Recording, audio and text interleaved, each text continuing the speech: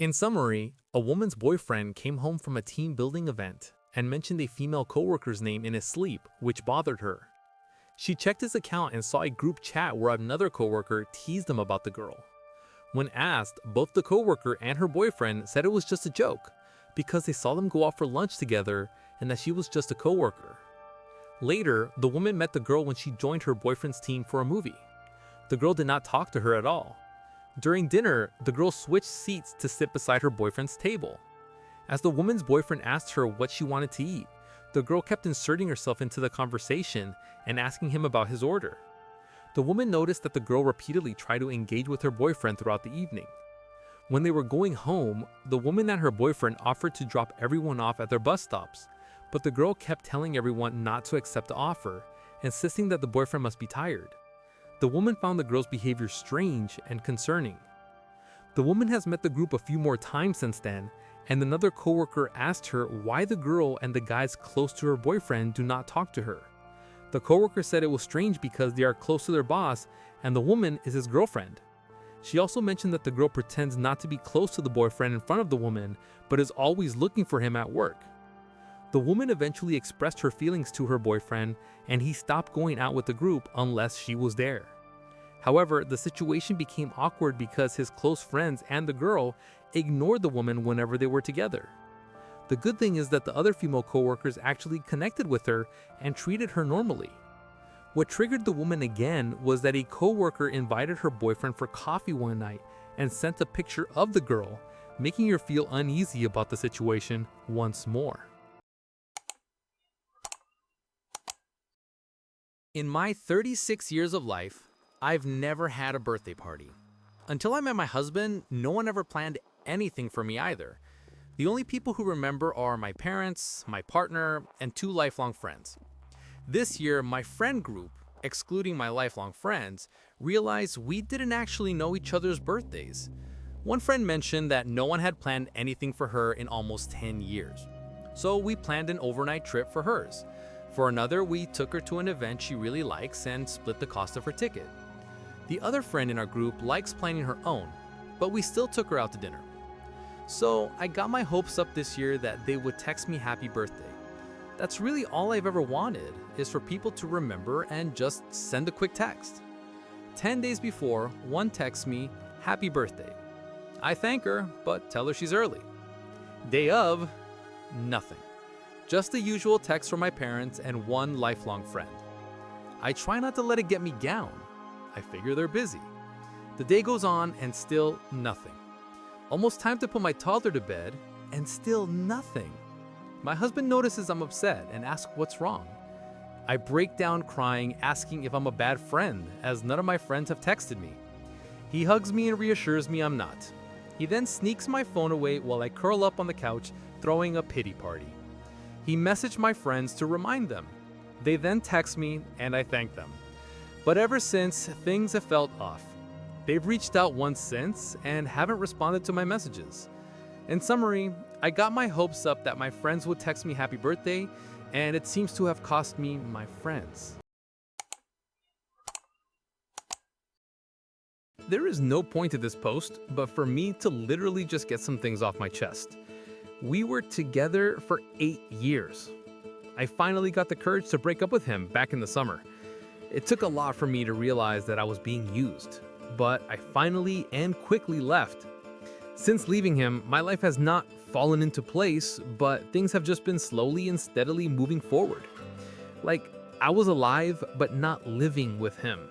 But after I broke up with him, I immediately moved out and got a smaller place, but it is my place. I have my peace without the fear of being hurt or threatened. And then I almost immediately got hired at a new job and promoted very quickly.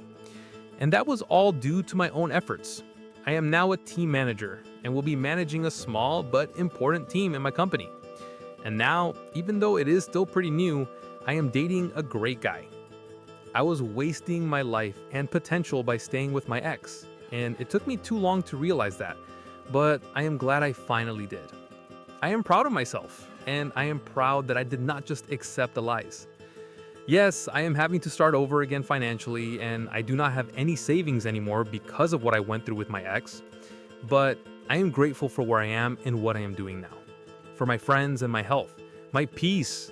I have security in myself now, and that is something I never had for 8 years, probably more.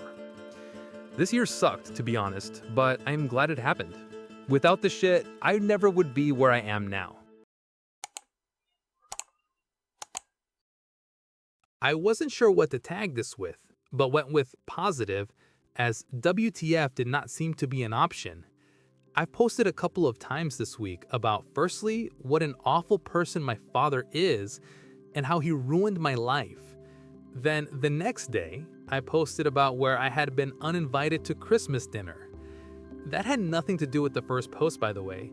He just decided I didn't deserve it this year. Thank you so much for the blame. Anyway, my mother has been visiting, and she knew how upset I was about it. My dad hates her visiting, so she has to save up her own money for months.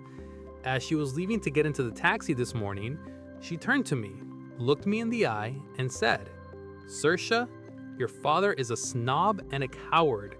Don't ever think you have to earn his love, because it should be the other way around." And then she gave me a hug and left for the airport. I don't know what to feel right now. Like the weight of a lifetime of expectations is finally gone? For how long? Forever? For her to get up the courage to say those words to me, it must have taken a lot. She is in an extremely controlling relationship with my father. What he says goes. It's one of the reasons she loves visiting me. She can act like a carefree young person again, rather than a cage housewife with a retired husband who watches her every move. All I can say is, it felt fantastic to hear. I'm using a throwaway account for obvious reasons. I accidentally killed my cat. Remy was an 18-year-old Devon Rex. She was a total asshole growing up and would hiss and swipe at me. She was originally my mom's cat, but I inherited her after my mother passed away a couple of years ago. Since then, she has been the sweetest, most loving cat that I was glad to have. Today, I was napping on my couch and Remy was with me. I woke up to a scream from my daughter. She had found Remy under my thigh. Apparently, I suffocated my cat. I tried CPR, but she was too far gone. I feel like a monster. I have been sobbing and beating myself up for killing her. I can't get over it. I keep seeing her limp body. I haven't told my autistic son what actually happened. My daughter has covered for me and said she just found Remy gone. My kind daughter does not hold a grudge, constantly reminding me it was an unfortunate freak accident. How do I come back from this? How do I stop feeling like a worthless pet owner? I feel terrible. I want to thank you all from the bottom of my heart, broken heart. I feel so much better and not like the monster I thought I was. I agree with everything you've said. Even though her spiciness has tempered in the last couple of years, she definitely would have fought to escape. She was definitely loved, and she loved us. Thank you all again for your kind words and thoughts. When I was 13 years old, I was always tired and had stomach pain. I did not think much of it because my diet was awful and I did not exercise. Then one day at school, a classmate told me my eyes looked yellow. I called my mom. She was not too worried but took me to the doctor, who ordered blood tests. The results came back. My liver enzymes were 800. He did not warn us at all. We only found out later from another doctor how serious it was. This all started in January. In February, he booked a liver ultrasound at another hospital. Late March, we went for the results. April, nothing. In May, he finally referred me to a different doctor with an appointment set for late June. By then, I was extremely yellow. The new doctor immediately ordered urgent blood work and sent me straight to the hospital the same day. I stayed 22 days in the hospital, had many exams, and was even flown by helicopter to mainland Portugal. I live in an island. Doctors told me I might need a liver transplant or could even die. But I survived without a new liver. I started corticosteroids, azathioprine, esomeprazole, vitamin K, calcium plus vitamin D, and potassium. And despite everything, that first doctor, the one who ignored me, delayed everything, and nearly killed me, is still working, even after our complaint. I'm never going back to that hospital. But now I'm stable, I'm doing well with my autoimmune hepatitis, and I'm just grateful someone finally took me seriously before it was too late. Currently, I am 19 and she is 21. I found out she was intentionally damaging our condoms. Obviously, I broke up with her there and then. 2 weeks later, she messaged me and told me she was pregnant and sent me pictures of positive tests. We met in person because I had to make sure, and they were real. I asked for a paternity test and she agreed, and eventually she got one and it came back and confirmed I am the father. I told her I do not want a kid, I am not ready, and that she literally took the choice away from me with what she did. And she said she is not getting an abortion, so either I suck it up and be a part of the baby's life, or I leave them alone for good. So I took a while to think and made the decision not to be a part of their lives. But basically, I have received a notice that she is pursuing child maintenance fees. I have absolutely zero proof of what she did, and I cannot afford a lawyer or anything. So basically, I am screwed. Either I comply and pay up, or I ignore them and they forcefully take it out of my wages. So I have written back to the child maintenance services saying I will comply. With how much I am making at the moment, I only owe around 20 pounds a week. But when I get a better job, that will go up, and it will be for 18 years. I am going to be paying every week for 18 years to support a kid that I did not even want and use the precautions to avoid. I, a 24-year-old male, was on a bus to another city, and next to me was a girl around my age. About an hour into the ride, I noticed she was quietly crying. I didn't want to pry, but it didn't stop, so after some time, I ended up asking her what was wrong. She said her head hurt because of the bus and noise. I told her she should try sleeping. It was a 4-hour ride, but she said she can't sleep on the bus. I felt bad, so I told her she could rest on me if it helped. She said yes and laid her head on my shoulder. It didn't seem to help, as I could still hear her crying, so after a bit, I put my arms around her to cover her ears from the ambient noise, and I stroked her hair, telling her it's okay. She kept sobbing for a little while, but eventually she fell asleep in my arms. She slept through the rest of the ride, and I woke her up when we arrived. She thanked me profusely, and I left. I thought about how to tell my girlfriend about what happened, but I didn't manage to. She's the jealous and possessive type, and if she learns that I let a girl sleep in my arms, it will really destroy her. I know I should morally tell her, but I'm too scared and selfish to ruin our happy relationship or even lose her. My sister's very new boyfriend wants to meet up with me to explain his side of the story. They have been together for a few months. My sister was close with my son, and he told me the new boyfriend had accidentally touched him while playing when he was 9 years old. My daughter said he had hit him on the butt as a joke when she was 3 years old. He also was very keen to spend time with them, including overnight. He asked, I said no, of course, with my sister there always. This was a huge red flag to me, so I said he is no longer allowed around my children. My family has been pressuring me to let him tell his side of the story. He wants to, it was his idea. Because he is a great guy, just shy, and I should get to know him.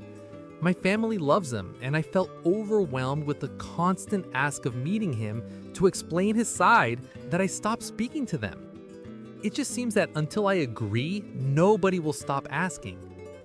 Why would everybody be so pushy for it? My sister even faked wanting a relationship with me only to ask, and then when I say no, she does not speak to me again. For context, I, a 26-year-old male, was spiked 9 days ago on a night out and cannot remember anything after 11 p.m. When I woke up in the morning, 11 hours later, I had been sick in my sleep. My clothes were muddy from apparently falling, and my right side was sore from what I can imagine was the same fall. I did not feel right physically for 3 whole days, and I still do not feel right mentally. Ever since then, I have had the most horrible feeling that while in that state, I cheated on my partner, a 23-year-old female. I told her about what happened and the gut feeling I have immediately. She said she would forgive me as I was not in the state to give consent, and if the roles were reversed, I would feel the exact same way. Regardless of that, the overwhelming feeling of guilt is absolutely killing me. This woman is my whole world and I want to be with her for the rest of my life, but I now feel I am not worthy of her love and do not know what to do. I can hardly eat, have been drinking every night since, and can barely look at myself. I know what you might think, surely she's exaggerating, but no. I have been single for 10 years before I met the man I'm with now, and even he won't touch me. I'm an unattractive woman, and that's the reality of things. Today is his 49th year birthday.